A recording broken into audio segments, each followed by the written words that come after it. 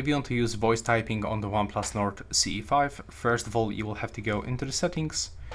Now scroll down for system and update and go into keyboard and the input method.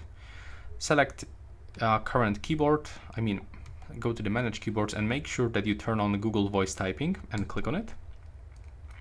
And as you can see over here, we can turn off this filter to do not block offensive words, but also we can make change of the language. So if you want to use voice typing in a different language, you can just click here and simply pick it up from the list and click save.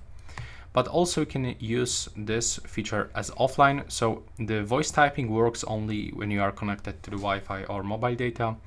If you want to use this as offline, you have to click here to add a language and simply download this language library like this. And now for sure I'm gonna just go back from this one. Over here we can find out some other things like automatic updates of those languages. I can recommend you to open mobile and the Wi-Fi. Now go back from this one and you will have to go here one more time, open Gboard and go to the voice typing. Make sure that you click on this switcher.